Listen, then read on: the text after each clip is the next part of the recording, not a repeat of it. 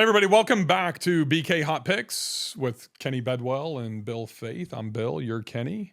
Let's jump right in. Let's talk about, Kenny, how can we create value, increase ADR, make more money when I don't have any money? Like literally, if I only have 5 or 10 grand, I own a property, I have $5,000. We were just talking about this on a previous episode. Bria, it probably should be Bria sitting here versus me, but she just in all of our properties ordered from Costco about 4 or 5 months ago, from our huge super properties all the way down. The axe throwing, like the plastic axe throwing things has like a target. So they are plastic. They are plastic. Yeah, they're not axes. Justin Ford, we're gonna get messages from Justin exactly. Ford. Like, Justin, it's yeah. okay. They're little plastic, axes. It's from Costco. It's perfectly safe. At least I think it is. It's like $199. It shows well in photos. It's cool for kids. And honestly, like the arcade 1-up games and everything, I think the adults play that stuff more than the kids do, to be honest with you. What do we do to amenitize on a small budget that can actually create value? And I want to quantify this for everybody that's listening. This doesn't immediately allow you to go in and raise your $190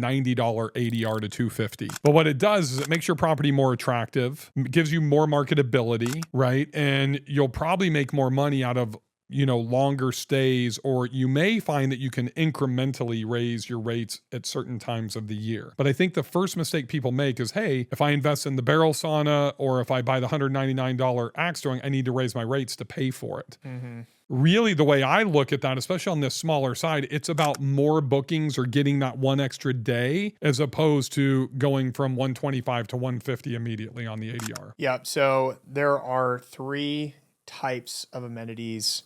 I always like to work in threes. I don't know if you ever catch that, but whatever. So, but there's 3 types. Is that why you always pack like 3 Hawaiian shirts? 3. I packed 4. So anyway, for the conference, I have 4 nice Hawaiian shirts. So, well, this is my North Carolina. It's got bears and cardinals on it. So, and a mountain. So I call it my North Carolina. You're almost shirt. a Southerner. There we go. Almost. I just need Sperry's.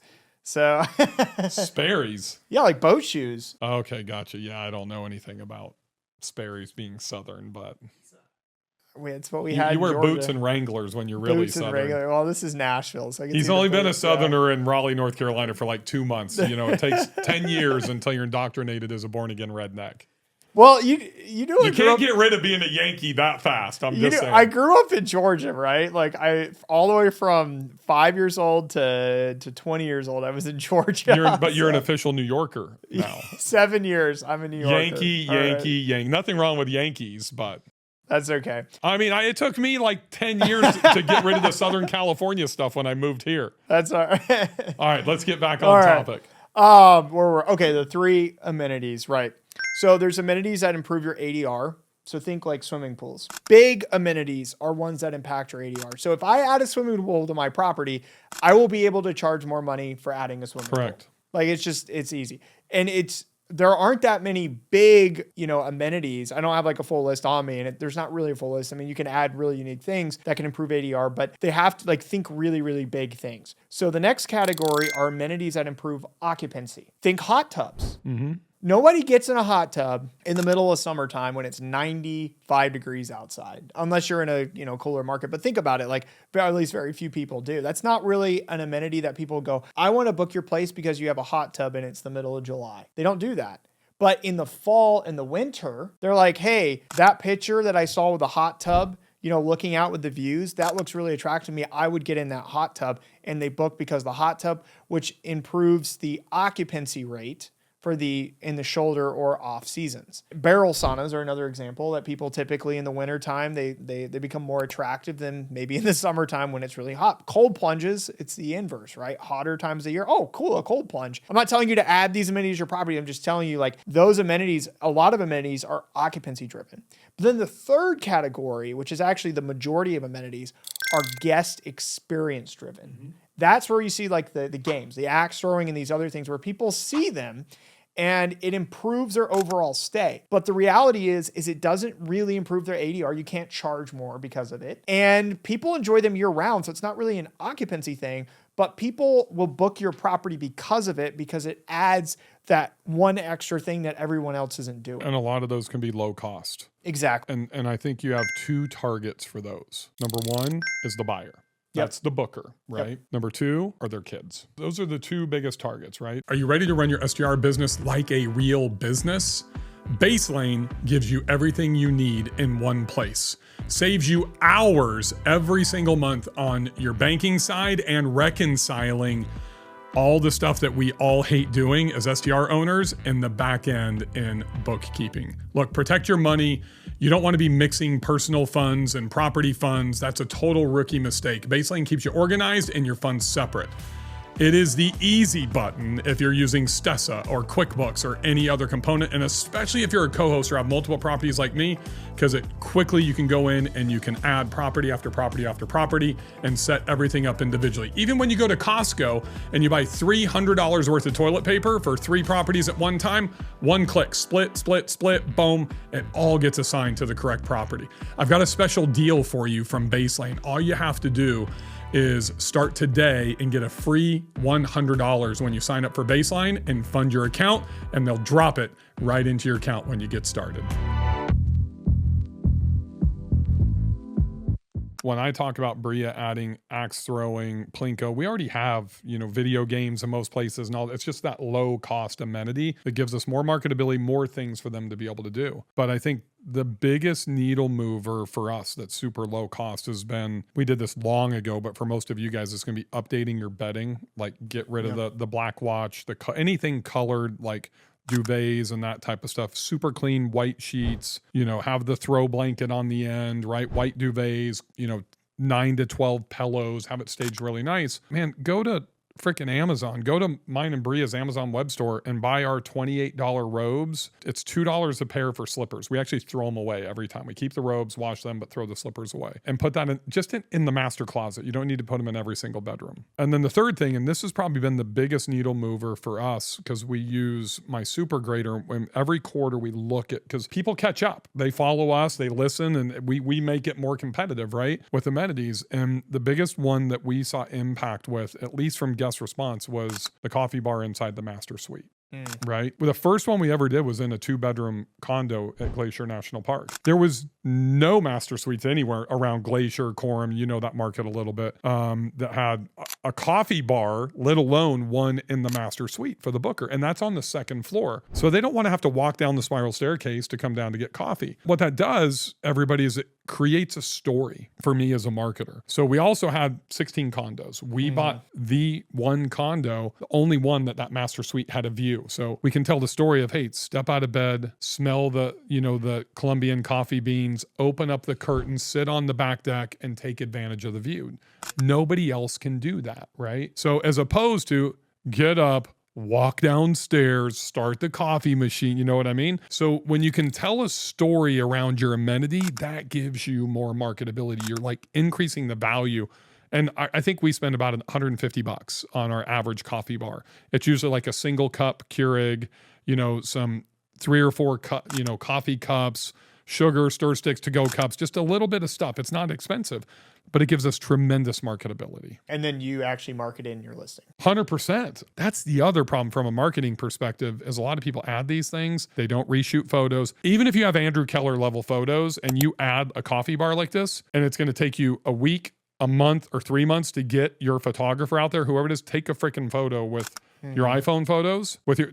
Just use this, take like 5 photos, go on to Fiverr.com, find a video editor. If you don't know how to edit it at all, and just have them lighten it up, make it nice, then put that into your listing immediately. Yeah. So what you just said, creating the story, adding the, the experience to it and marketing it is really the strategy. It's not just, hey, I want to add some crap to my property. What should I add? It's being strategic with the space that you have. What can you add to your property that sets you apart, but creates a story that you can market? If you just put a coffee pot in your master suite, it's just a Mr. Coffee. Yeah. And it doesn't do anything. If you curate something around that story, that's what becomes powerful. And that's where the connection happens with your booker. Right. When we look at axe throwing, it's not just, okay, go add axe throwing and then list that out in the amenities that you have to offer, but you need to take pictures. You need to have like a whole, how am I going to take these things that I'm adding my property and then market it in my listing, because that's really what's going to get you more bookings, not just the little check boxes that Airbnb, VRBO, or in your, bullet points. Because let's be honest, people don't read. I don't read when I'm looking at, but I look at pictures. But and there's I look also at people that reviews. won't look at the pictures that just read, right? So we want to do both. Sure, that's fair. So let me give you a little story about the axe throwing. This is what all of you guys should put underneath your image, right? Grandparents versus grandchildren, mom and dad versus kids, generational fun for the entire family. Instead of saying, hey, we just paid $199 for this axe throwing thing that's in our basement and you can do that and whatever. That's the story that I'm talking about, because that's like a family activity. And now mom or dad who's booking that property is thinking about, you know what? My dad is going to love to do that with a little Timmy. And I can't wait to have grandparents, parents, and kids all doing this together, because that's the experiential component that every family is looking for when we go on vacation. So how old is your oldest child? 4. 4. How old is your youngest child? 2. 2. When you and your wife decide to go on a vacation, you're thinking about them first. Absolutely. Right? And you're a few years away from getting into the Disney age, right? It's not going to, and as a parent that's well ahead of you in age, it's not about you and your wife at this point. It's about them, right? Absolutely. So we need to think about that in our storytelling, in these micro amenities that we're putting in. That's the coffee bar adds this much. The story takes that to a whole nother level. Right. It really comes down to understanding, number one, your guest avatar, what would attract them. Most of us are targeting families. That's like 75% are targeting families. And then you need to get more specific than that. Are you targeting younger families? Are you targeting multi-generational families? Because some of our house sizes are different. You're not going to be targeting, if you have a 1-bedroom or 2-bedroom condo, maybe the grandparents are coming and staying, but probably not if it's, a couple with kids. Right. Like it's not going to happen. So be very, very specific on who you're trying to target, and then ask questions like, what do I think the average age group is coming in terms of kids to this property? Because if you're hosting, for example, my girls, the 4 and the 2-year-old, well, are you going to be thinking about adding, arcade games? No, they don't play arcade games. Right. They don't know what those are. You're adding specific amenities for the toddlers. Whereas if you're in a market where there's maybe like some ski markets, for example, if their families are going to be teenagers, right? The most families traveling there aren't going to have toddlers, because toddlers aren't skiing, for the most part. So the amenities change. So the more specific and strategic you can get, the better you can market and target those individuals and make them go, wow, my kids would really love that. Because you're absolutely right. I book for my kids. I don't book for me. 100%. Did you see the camping room Bria did in the garage in the guest house at B&B Camp at our place in Montana? It was a secret hidden room. I didn't see that. In that garage build out. So at our new house in Montana, we have like one of those closets that goes back with the angled. Yeah. So you can't even put a rack in there. It's just shoving shit in there, and then it goes around the corner. So she's like, I'm going to turn that into a Aurora stargazing room. So she's going to paint it like herself, like just hand paint it, but just drop in a couple of soft seatings and that type of stuff, to where they can lay down, and then there's like this stargazing thing that'll go on the ceiling. I'm like, what's that going to cost? Because we build budget out room by room. She's like, I can get that thing done in a half a day for probably less than $500. So I think when you have a big property, right, we still think about these micro amenities and micro attractions to all those generations. Like this is going to be STR. This is like a family compound house, right? But it's also a wedding property, because we have an events venue that's going to do weddings. So we got to kind of mold both. My point is here, once again, if you want it to be attractive to everybody, think generational and break it down into these micro amenities. So that's an amenity teenagers will not utilize, weddings will not utilize, but man, when there's going to be grandparents, parents, and grandkids there, that's something that becomes attractive and very low cost in a closet. So be ultra strategic. Ideally, I know we're kind of making the assumption, or I feel like we made the assumption, that you already have a property and you're looking to add certain amenities to it, and you're trying to do it on low budget. But I think the approach is the same when you're also trying to launch a property or get the things in, design, decorate, furnish it, is being strategic. I see too many these days of I call it the base amenity package. Right. Hot tub, barrel sauna, game room, theater room, and if you have money, you put in a pickleball court. Fab Five. Right. That's what I call the Fab Five. So, but those things, although they're great, it's becoming kind of the norm. So how can we find, and maybe it's even with those amenities, how can we elevate and add things to those that separate us from what everybody else is doing? And I'm not saying don't add those things. I'm saying how can we make them better or add something else to the property that maybe other people aren't doing that we can market? Because it's not just about adding something different. It's about adding something that attracts your avatar that you can market that will attract them to book your place over somebody else's. Or you find a market that those things are not required. Yes, but what happens, especially when you and I go and find those markets? Then everybody follows and they come in with those markets. Exactly. Right? And then it's elevated.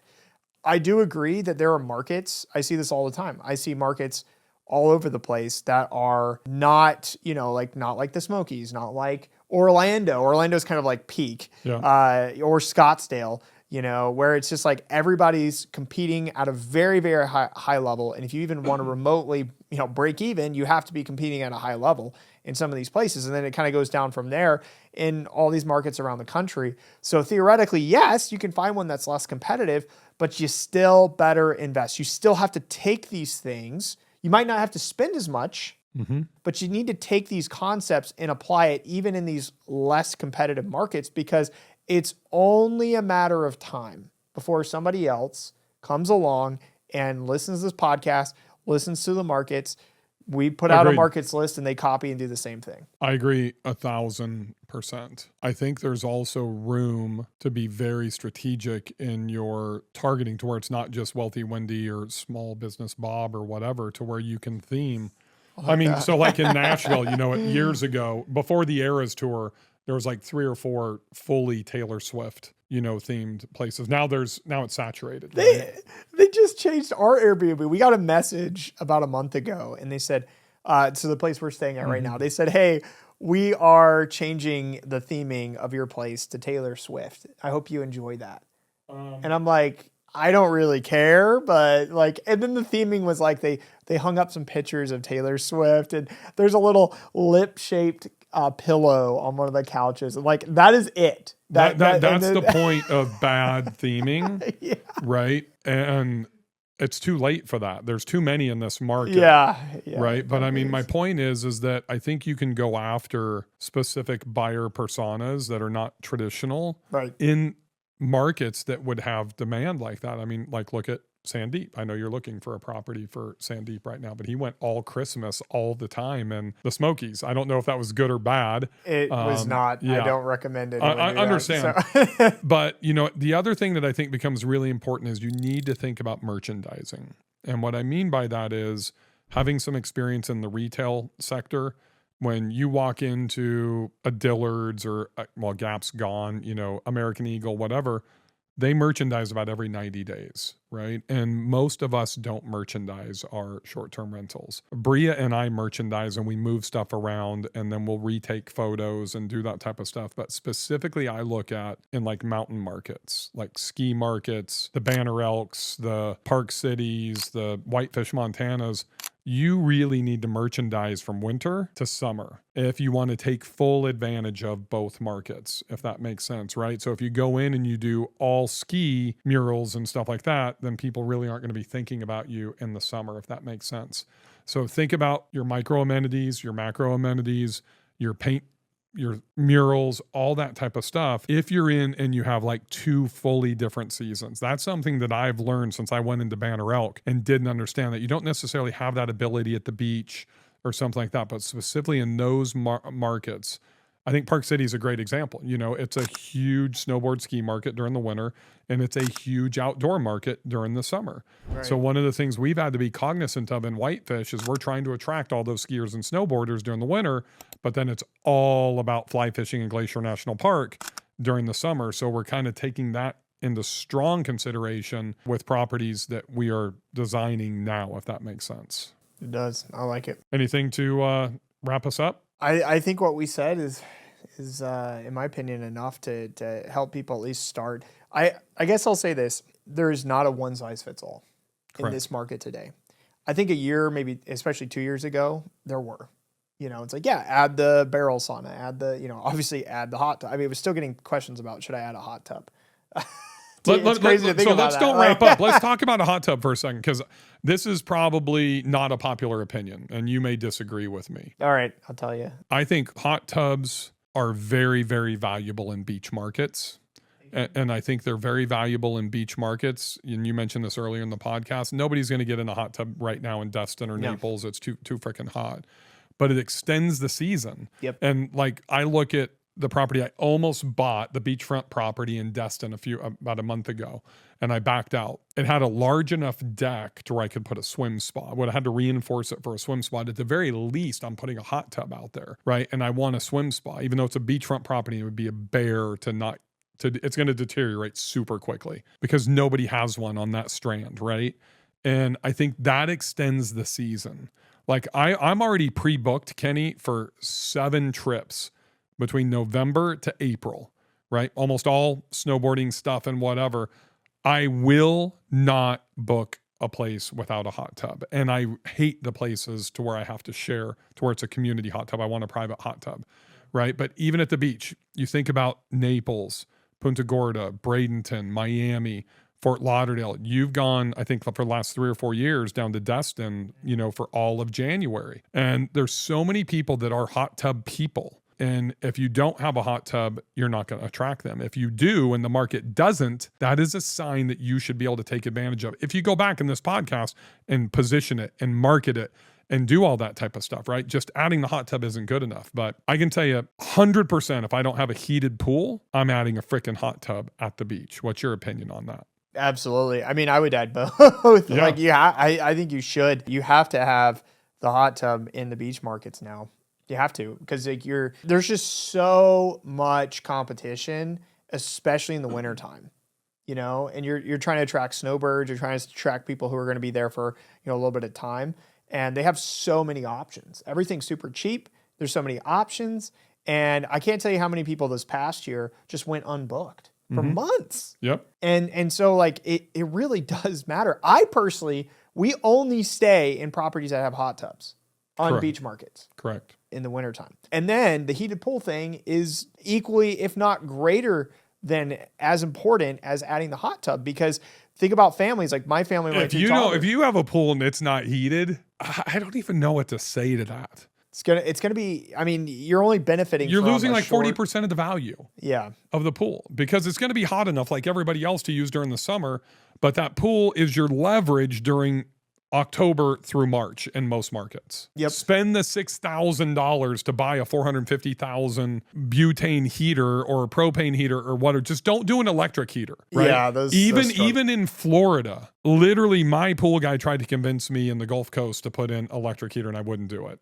I spent $3,900 to pull gas around the street to come to my property so I could put in a 450 BTU heater to keep the pool at 95 degrees. I want it to feel like the hot tub. But also, my number one beach property, Dragonfly, we added cabanas, to create shade because nobody had cabanas. Now, literally in October or September, we're putting in a hot tub. And it's going to cost me 10 grand for the hot tub, and it's going to cost me about $1,800 to rewire it.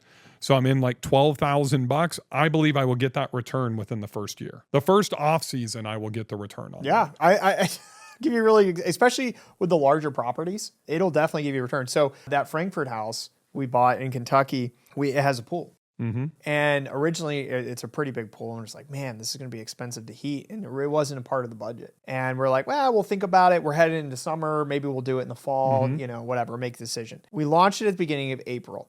That week we launched it, somebody messaged us and says, we will come and stay at your property for the weekend. The booking amount, this is a big property, 9 bedrooms, 7 baths. So the booking amount for that weekend was $11,000. For 2 days. For 2 days. We'll come stay at your property if the pool is heated. And I immediately called my business partner. I said, how much is it to heat the pool again? He goes, it's like $5,000. I was like, we're heating the pool. You mean just to buy the heater and get it installed? Get it installed. Yeah. Everything we need to do for our pool, it was $5,000. And I was like, what are we doing? You got it. And so we told him it'll be heated by this weekend. And we got it heated, and they covered the cost just from that one booking. Correct. So I just heated pools, I think, are a must. And I think we're going to see that right now. It's, oh, I don't know if I should. And then next year, I think it's just everyone's going to have to be adding it. So go ahead and get ahead of that. I agree. So like that property I'm referring to in Gulf Shores, Kenny, was my number one property for a long time because I could market it as almost beachfront. I had these 4 open lots. Now I've got 2 8-bedroom houses on the beach in front of me. I've lost that marketability. So like 350 grand a year for the first 2 years. Now I'm down around 240, between 240 to 260 this year. That's $100,000 loss.